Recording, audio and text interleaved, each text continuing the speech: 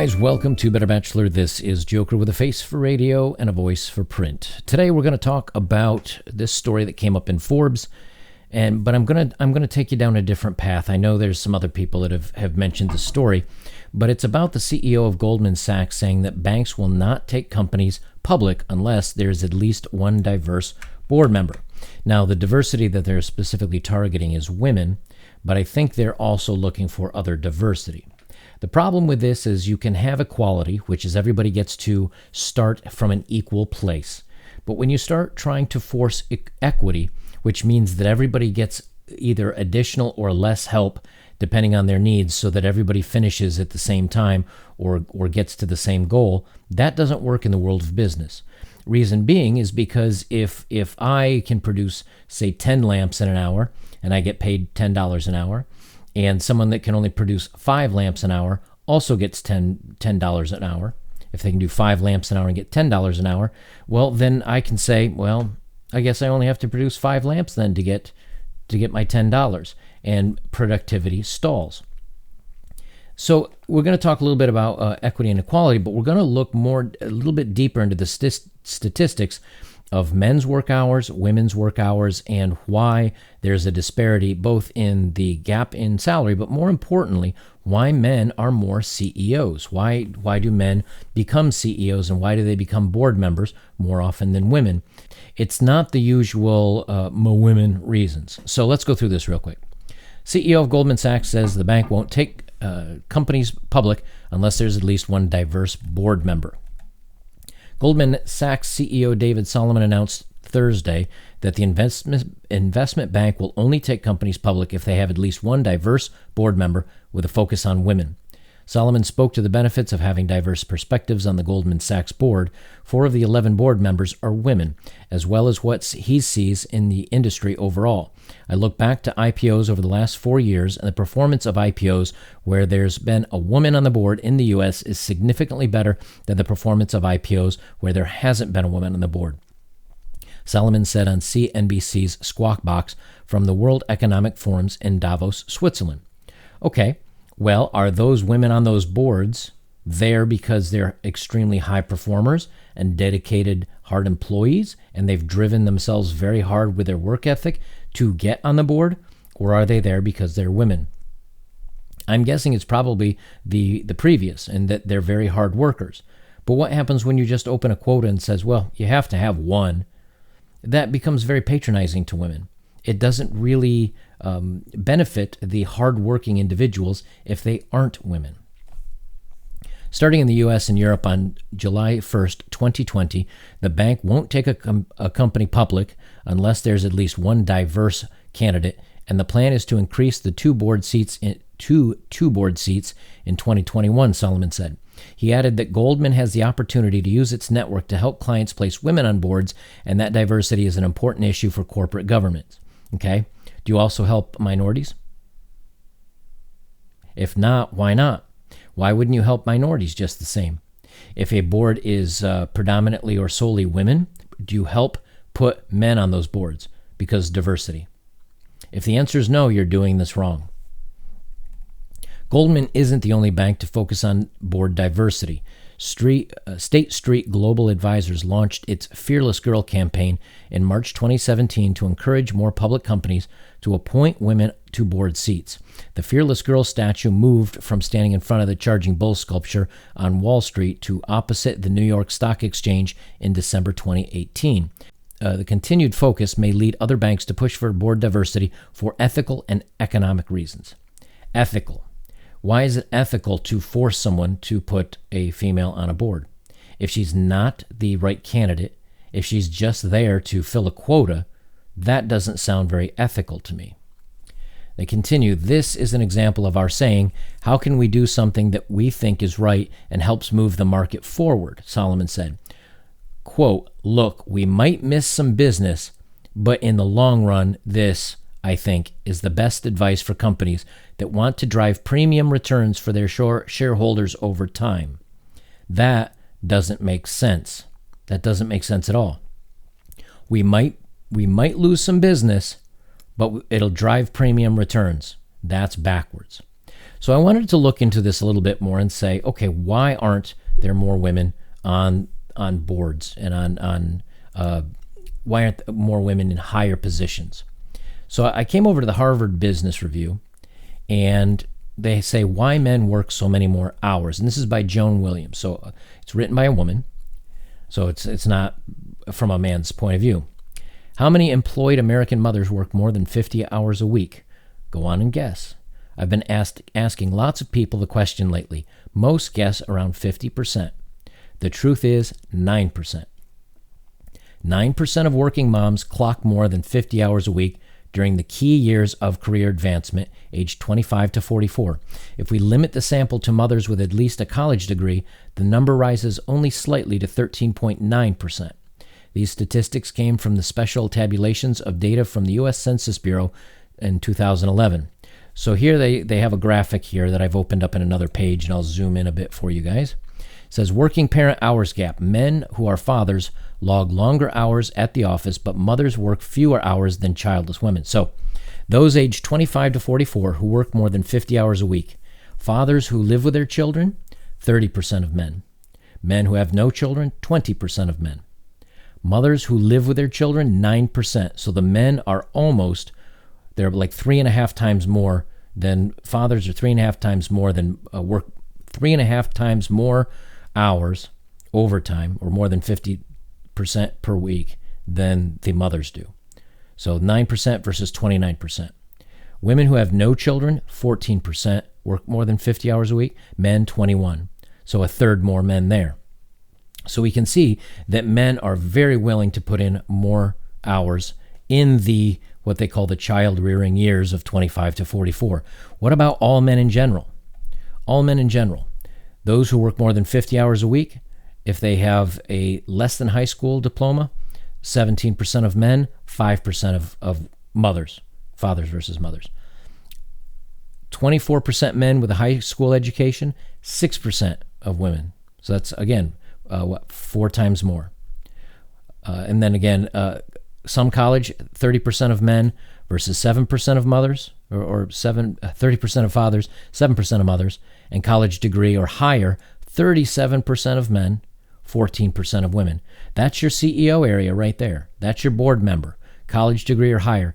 So almost 40% of men versus 14 or 15% women. Again, 2.5 times more men will work overtime if they have a college degree or higher than women do. So that's going to be very telling when it comes to why are men getting so many more senior positions. It's because they're willing to put in a lot more time.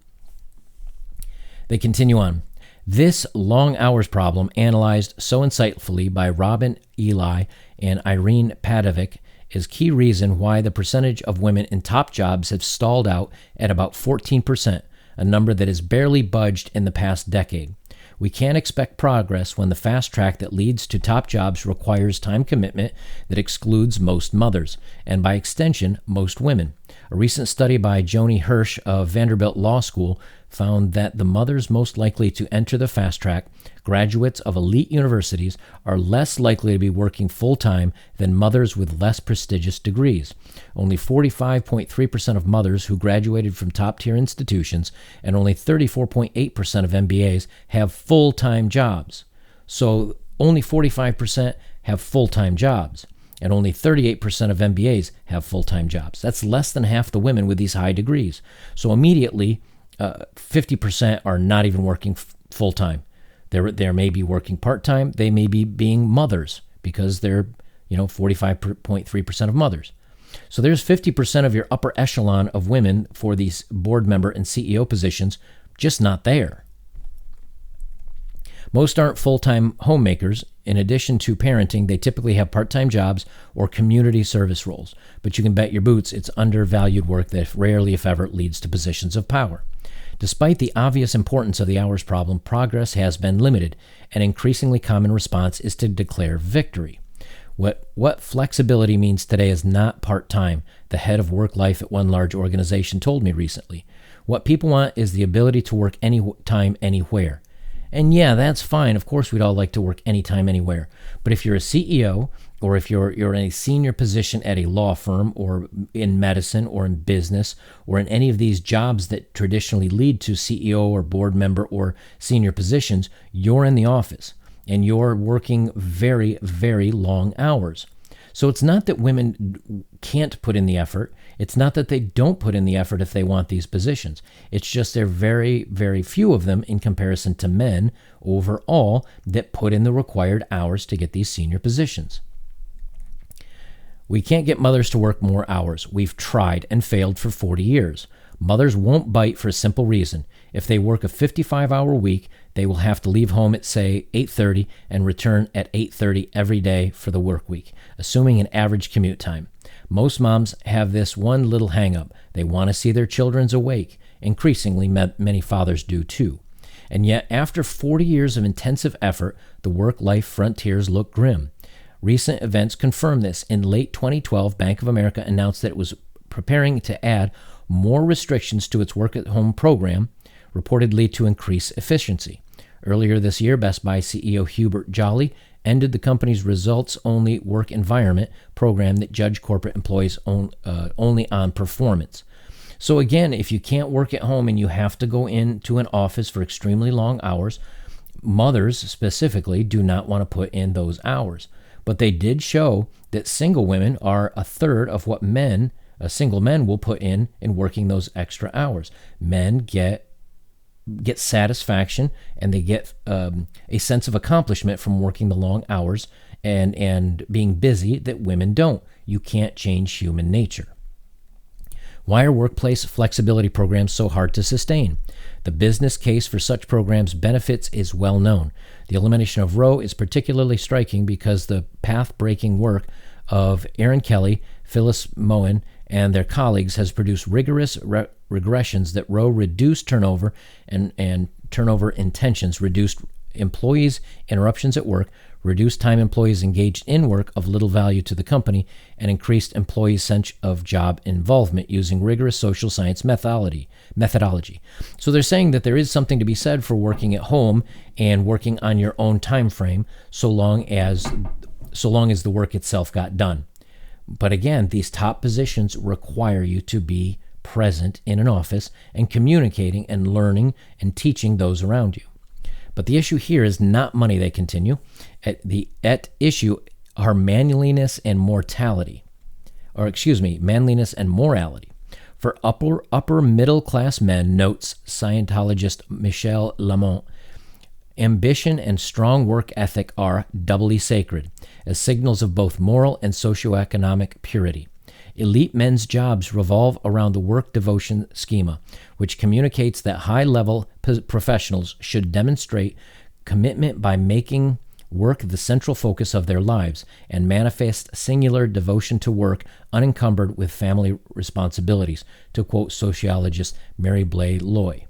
This idea has roots in 17th century Protestant work ethic, in which work was viewed as a calling to serve God and society. The religious connection has vanished, or has it? Work devotion marries moral purity with elite status. Way back when I was visiting professor at Harvard Law School, I used to call it the cult of busy smartness. How do the elites signal to each other how important they are? I am slammed as a socially acceptable way of saying I am important. 50 years ago, Americans signaled class by displaying their leisure.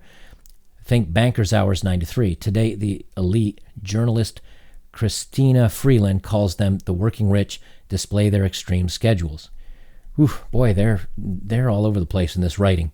So, again, it's how does a man show his worth? How does it show his value? How does a man feel accomplished in life? It's by a large bank account. It's by making a good sum of money. And again, this may be historically the case, maybe not currently, but it is still to some degree. And men get a better family life, and they get a better spouse. I don't know if you'd say perhaps a prettier or younger, whatever it is they're looking for, because they are more successful. We know this. Number one. So they get more money. Number two, they get prestige. They get that title. I am vice president of, or I am director of. That is important to men. And number three, is they get a sense of accomplishment out of it. They feel that they are important, and they feel that they have value to the community when they are working like this. Women do not get the same sense of accomplishment. And again, it's not me saying this. There's article after article that states this. Not only is work devotion a class act, a way of enacting class status, it's also a certain way of being a real man. Working long hours is seen as heroic activity, noted Cynthia Fuse Epstein and her co-authors in their 1999 study of lawyers. Maureen Cooper's study of engineers in Silicon Valley closely observes how working long hours turns pencil pushing or computer keyboarding into a manly test of physical endurance. There's a kind of machismo culture that you don't sleep, one father told her. Successful enactment of this masculinity, Cooper concludes, involves displaying one's exhaustion physically and verbally in order to convey the depths of one's commitment, stamina, and virility.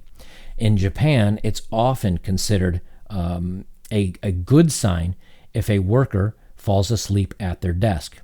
Why? Because it's supposed, now not for extremely long periods of time, but if they doze off at their desk and they're in before their boss and they leave after their boss, it shows them so wholly dedicated to work and they're so consumed by it that they literally cannot keep their eyes open. They're working so hard. It's a thing in Japan. I don't know why. They have sleep pods. That's where they originally started in Japan. So workmen, traditionally men, could work long hours, go take a nap in their pod, then come back and work exceptionally long hours. I've heard of men working as many as 18 hours a day. It's a sense of pride, and for women, they just do not get the same sense of accomplishment out of it. Many think it's a punishment. And again, not my words. They continue on. Workplace norms cement felt truths that link long hours with manliness, moral structure, and elite status. If work-family advocates think they can dislodge these truths with documentation of business benefits, they are sorely mistaken. The coverage of Marissa Mayer's decision to eliminate telecommuting highlights how even hard data gets lost in the shuffle. So they're continuing to say that, you can be plenty productive at home, but in many cases they're ending these programs. When I worked for a networking company in Raleigh, North Carolina, it was a Fortune 500 company. When I was initially hired, we were told we could work 4 days a work week from home. Only had to be in the office on Mondays so we could have meetings and discuss and kind of that thing. And for me, that was perfect because I lived almost an hour away.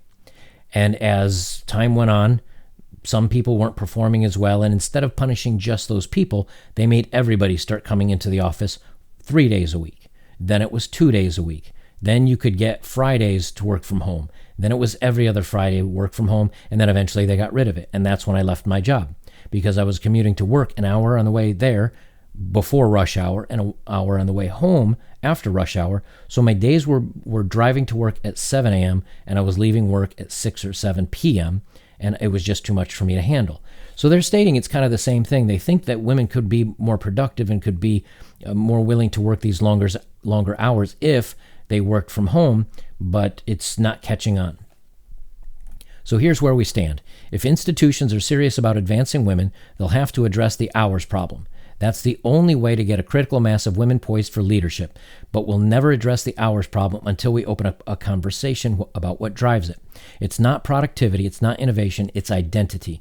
If you've lived a life where holidays are a nuisance, where you've missed your favorite uncle's funeral and your children's childhoods, in a culture that conflates manly heroism with long hours, it's going to take more than a few regressions to convince you it wasn't really necessary, after all, for your work to devour you. And you can't stop guys from wanting to work hard. You can't stop. So you can say, hey, it's a 40-hour work week here. You don't have to work any more than that. I know. I've done this myself. I'll say, okay, and I'll get a project and I'll work on it. And if I don't have anything else to do, I'm sitting around the house watching a movie or something and I'm bored, I'll load up work and I'll keep working because I've got nothing else to do. And if I'm doing something I enjoy, I find it intriguing. So what happens, and this did legitimately happen to me, which is why I got 2 promotions in a span of 3.5 years, is because I'd get bored and I'd work and my project would be done. And instead of a 40-hour or say a full week of it getting done, I'd knock it out in 2.5 days. And then I'd be at work and I'd say, is there something you need me to do? Here's my project. And they thought, that I was a smart, fast worker. The truth is I just got bored and I didn't feel like doing anything else, so I did work. You can't stop people from doing that. So if you want to be a highly successful person, those are the kind of things that you have to do. You can't tame everybody else down so that women can keep up. That's not how it's going to work. You can't put rules on this kind of thing unless you literally make people leave their work laptops at the office and they can't do work. But no company's going to do that because they want to get the most work out of their employees for the price that they're paying them. And so it only makes good business sense to have everybody striving and everybody trying to work that extra time, because most of the time it's salary. They're trying to prove themselves so they can get that promotion, so they can get that next bump. And men will do that, and women just will not, to the same fashion as here that they've stated the statistics state that. So there's really no way, unless you literally force people not to work, that you're going to hold men back. They're just going to keep climbing and growing. So when you go back to when we go back to the original Goldman Sachs story here, and they're talking about forcing a woman to be on the board, the problem is she may not want to keep up with the work hours that many of these board members are willing to put in. Now, it depends on the company. Maybe there's some board members that have very cushy jobs, but from my understanding, board members and CEOs, most of them put in very long hours. And it's not necessarily that the work that they do is difficult compared to an employee, but the hours that they work and the decisions they have to make are very stressful and very long hours. And many women simply burn out. And it's not because they can't handle it, it's because they don't want to handle it. Men derive pleasure from it, where women traditionally, and most women, not all, tend to find more pleasure in spending time with family, their children, perhaps their loved ones at home. So I don't know how they're going to settle this up, but I don't think they're going to have very good results with forcing a person that doesn't want to be on a board or isn't willing to put in the hours onto the board, because that person's going to either feel out of place, going to feel stressed, or the board is going to not look at that person as an equal simply because they didn't put in the time and the effort to get there. Guys, if you like my work, links are below. Thank you to all of those who have supported me. And the best thing you can do is to help me and support my channel is to hit that like, comment, and of course subscribe. Only about 65% of you are subscribed, so please subscribe so you can get more of my episodes when they are available. Financially, I've got my PayPal, my Bitcoin, and of course, I've got Subscribestar and Patreon links below if you'd like to join me over there. I will be putting together a special episode. As for now, I only have a couple followers, but I'll put a special episode together for anybody that follows me on either Patreon or Subscribestar, and maybe do a live session there once a month for you. Guys, I'll leave it there. This is Better Bachelor. I am Joker, and we'll talk to you soon.